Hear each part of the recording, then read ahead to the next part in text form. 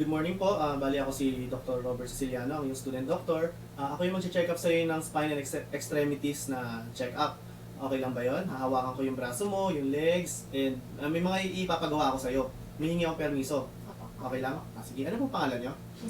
First, position the patient in a comfortable position and do inspection and palpation of the cervical spine.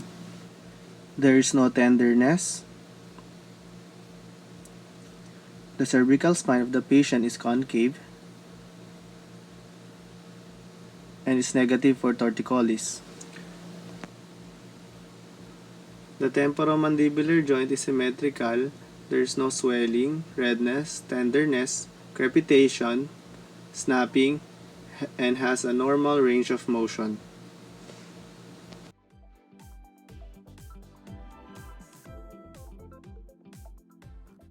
Ngayon, gagayahin niyo po ako. The patient's cervical spine has a full range of motion. There is no limitation upon its movement.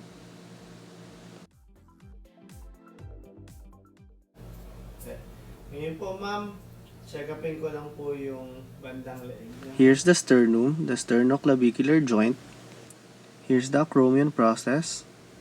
And now, here's the coracoid process. Here's the head of the humerus. There's no tenderness upon palpation. There's no atrophy. Here's the medial and lateral epicondyle. There's no tenderness, bogginess on the olecranon.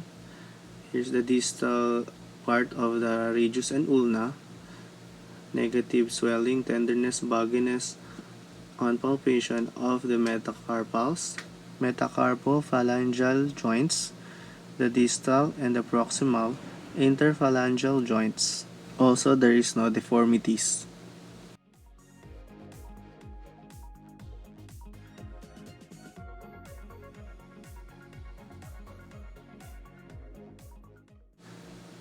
Here's the head of the humerus. There's no tenderness upon palpation, negative for atrophy. Here's the lateral epicondyle and the medial epicondyle. The olecranon bursa process is negative for tenderness. The distal end of the radius ulna is also negative for tenderness. The metacarpals, the metacarpophalangeal joints, the distal and the proximal interphalangeal joints are negative for tenderness, bogginess, and swelling upon palpation. Also, there are no deformities upon doing palpation. Ngayon, gayahin niyo lang po ako ha. May gagawin tayo. Silap nito. Ito. Ito. Paloob, palabas. Open. Sarado. Ganito. Ulit. Tapos, ito. Okay. Ngayon, ito. Tapos, ito. Both upper extremities have full range of motion with no limitations upon active assessment.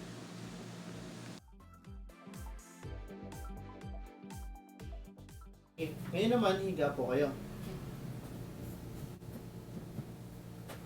Ngayon naman, ang check upin natin ngayon is yung hip joint, yung knee, and yung ankle joint. Kasama na rin yung buong hita. Okay? Sige po. There are no tenderness on the side of the iliac crest and the greater trochanter.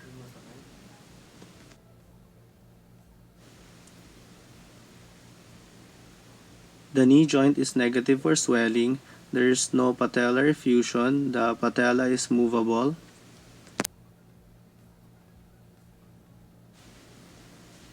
There are no muscle atrophy. Here's the lateral and medial malleolus, negative for bogginess, negative for deformities. The phalanges are negative for tenderness, bogginess, and the interphalangeal joints are negative for tenderness. There are no pain. There are no redness. There are no swelling. Also, the calcaneus is negative for tenderness and swelling. Bila naman po.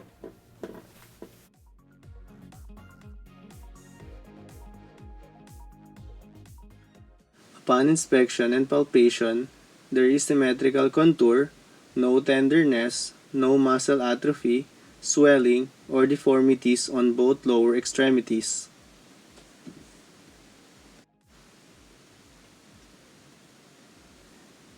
Next is the special test for evaluating back pain. First is straight leg raising. Upon raising the leg, there is no pain from the leg down to the buttocks. Now, here's the gain length test.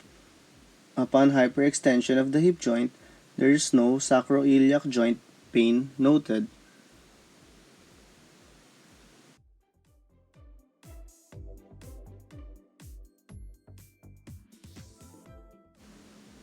Next is the Patrick's test. Upon external rotation of the hip, there is no growing pain at the hip joint.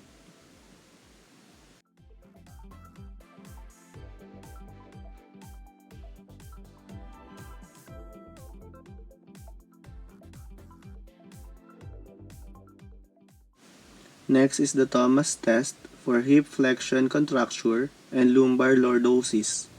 Upon flexion of the hip and knee, there is no elevation of the back or elevation of the contralateral leg.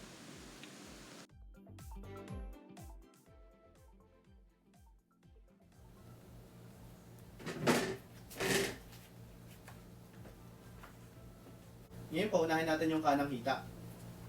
Ganito po. Tapos, ganito. Likod. Tapos, pag ganito. Gilid. Tapos, pag ganito. Okay, tapos, pag ganito. Continue po. Okay. Tapos, pag ganito naman. Okay. Sige, yung kaliwa naman. Talikod ka naman para makita sa camera. Sige po. Harap, kaliwa. Sige, bend. Punta sa likod. Tapos, pagilid.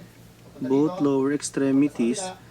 have full range of motion and there is no limitation upon movement. Ngayon po, maglalakad po kayo gamit ang sako. Okay?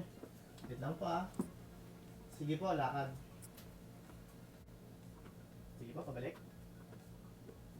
Ngayon naman po, gamitin nyo naman po yung nakatingkayad po kayo maglakad. Okay, pabalik. The patient can walk using her heels Ngayon po, and toe. titignan ko yung buong likod nyo, ha? Okay lang ba? Dito po kayo. Tingin po doon naman diretso. With the patient in standing position, we can now examine the spine, including the cervical, thoracolumbar, and sacrococcygeal spine. There is no nodules, deformities, and malalignment noted. No sacro... May masakit? Sige. Okay lang ba na mag-bend forward ka? Tapos hanggang saan kaya? May masakit? Wala po. Okay, sige. Sige, patalikod naman. Bend backward. May masakit? Wala po. Sige po, pa-side naman. Yan. Sige. Katawan mo, papuntang kaliwa. Okay, sa kabila naman. There is also full range of motion of the spine. Sige po. Ngayon, lakad po kayo. Tapos balik.